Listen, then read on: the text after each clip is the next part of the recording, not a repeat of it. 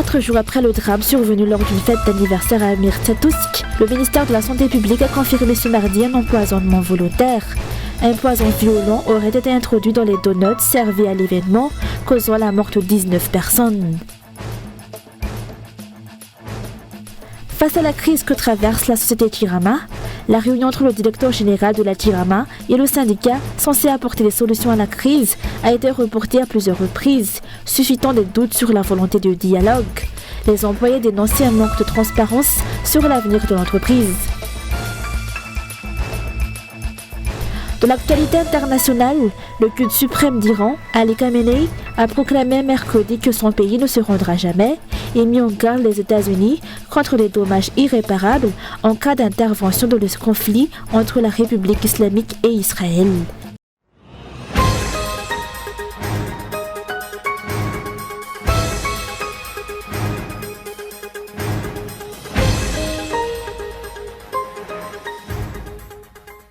Quatre jours après le drame survenu lors d'une fête d'anniversaire à Irkutsk, le samedi 14 juin, le ministère de la Santé publique a confirmé ce mardi un acte d'empoisonnement délibéré, responsable de la mort de 19 personnes. Selon les résultats d'analyse préliminaire, un poison violent aurait été introduit dans les donuts servis lors de l'événement. Le ministère de la Santé publique a détaillé le processus de vérification mené. Dès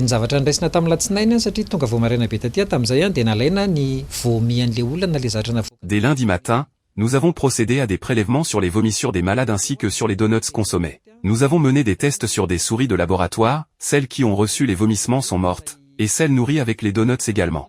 Cela confirme clairement que l'intoxication provient des donuts.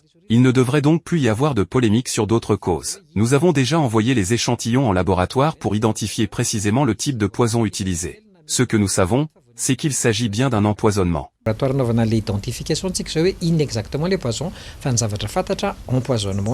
À ce jour, 5 personnes ont été interpellées dans le cadre de l'enquête. Une famille suspecte est notamment dans la viseur des autorités. Le parquet du tribunal de première instance a annoncé que l'affaire sera traitée comme un crime grave. Toute personne reconnue coupable sera placée en détention provisoire, sans possibilité de liberté conditionnelle. Sur le terrain, les proches des victimes expriment leur douleur, mais aussi leur frustration face à la lenteur des soins et des procédures médicales.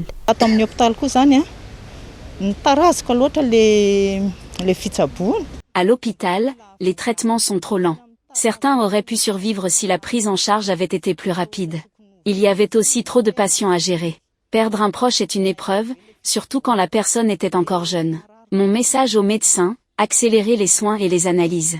Il faut éviter d'autres morts.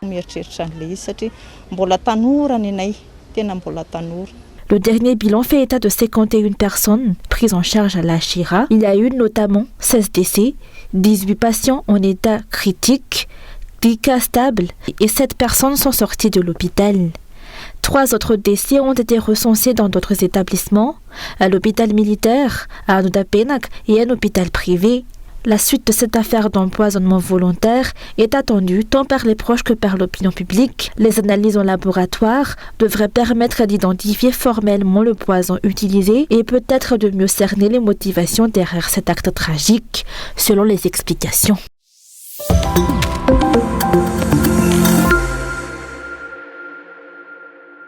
Alors que l'affaire d'empoisonnement survenue dans la capitale continue de susciter l'émotion, une autre intoxication alimentaire a été signalée à Mahadzang.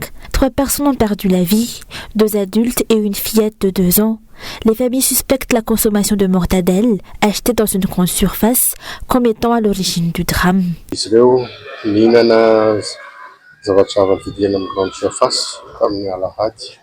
Ils ont mangé quelque chose qu'on avait acheté en grande surface dimanche.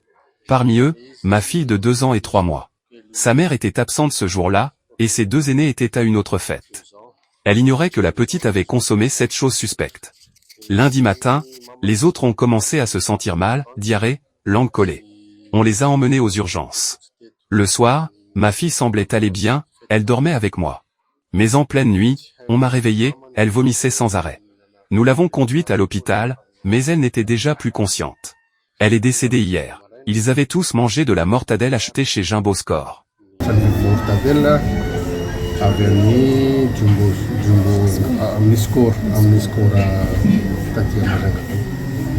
Par ailleurs, un autre cas d'intoxication alimentaire a été signalé hier soir à Thomas. Une mère de famille de retour du travail a apporté des gouj-gouj qu'elle a partagés avec ses proches. Quelques minutes après le repas, 6 membres de la famille sont tombés malades. Transportés en urgence dans un centre de soins, ils ont reçu les traitements nécessaires. 3 d'entre eux ont pu rentrer chez eux cet après-midi, tandis que les 3 autres restent en observation. Des prélèvements ont été effectués au domicile familial et les résultats d'analyse sur les échantillons du gouj-gouj sont attendus dans les prochains jours.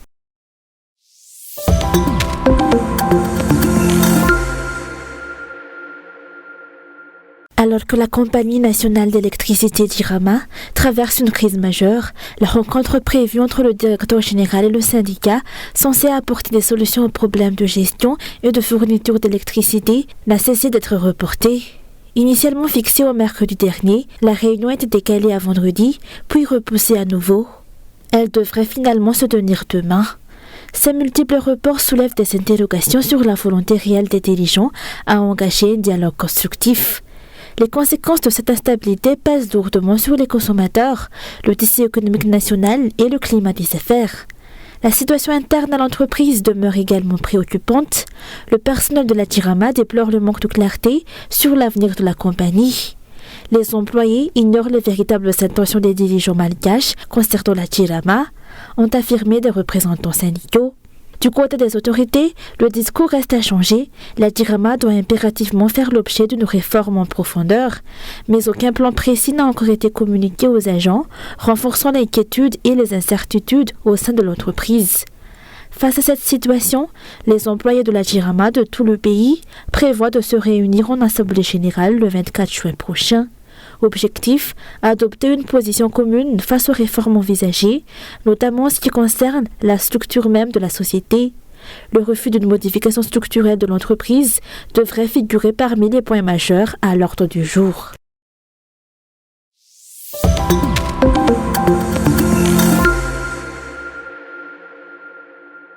L'environnement et les ressources naturelles de Madagascar sont gravement menacés. Selon les données de Global Forest Watch, plus de 44% des forêts naturelles du pays ont été détruites depuis 1950. À cela s'ajoutent les impacts du changement climatique, l'exploitation minière incontrôlée, la pêche illégale et les failles dans l'application des lois environnementales. Résultat, ces richesses ne profitent que marginalement à la population locale, alors qu'elles alimentent le développement d'une minorité.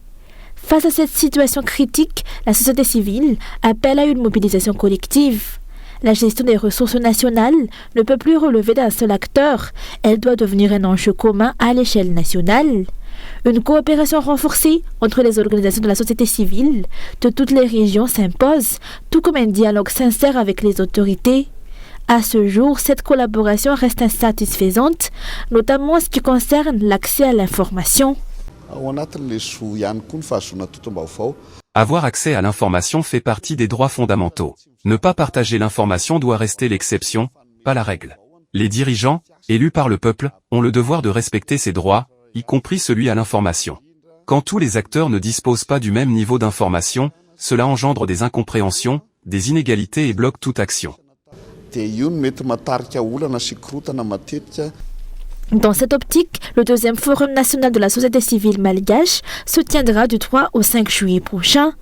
Ce sera une plateforme de concertation, de plaidoyer et d'interpellation où les organisations pourront proposer des solutions concrètes et des politiques efficaces pour préserver les ressources du pays. L'objectif est d'instaurer une gouvernance plus équitable et participative.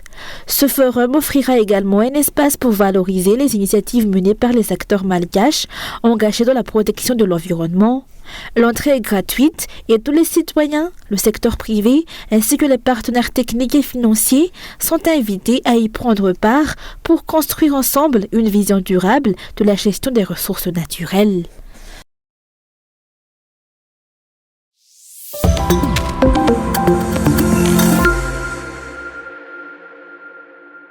Madagascar fait face à une crise alarmante en matière de VIH-Sida.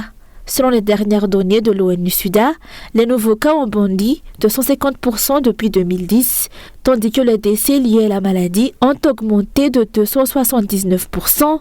Sur les environ 70 000 personnes estimées vivre avec le VIH, seuls 18% bénéficient actuellement d'un traitement. Les chiffres avancés par les organisations de la société civile sont encore plus préoccupants. Seulement 26 000 personnes sont réellement suivies sur les 75 000 cas suspectés. Face à cette situation, plusieurs acteurs engagés dans la lutte contre le VIH-Sida se sont regroupés au sein de la plateforme OPP MADA. Parmi les membres, MADA AIDS, l'association LGBT, l'AFSA et Young AIDS. Ensemble, ils plaident pour une prévention précoce et ciblée, seule voie possible pour contenir la propagation du virus. Mais les obstacles sont nombreux. L'un des points les plus sensibles concerne les usagers de drogue par injection, une population très exposée mais peu protégée.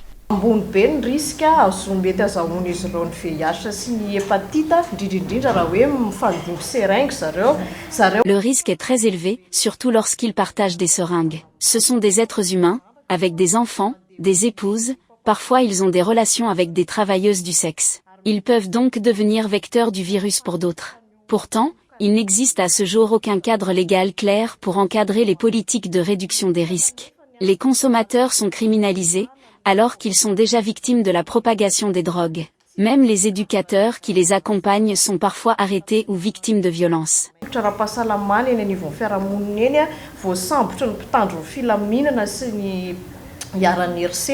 Au-delà des lacunes législatives, la stigmatisation reste omniprésente, que ce soit dans la société, sur les lieux de travail ou au sein même des structures de santé.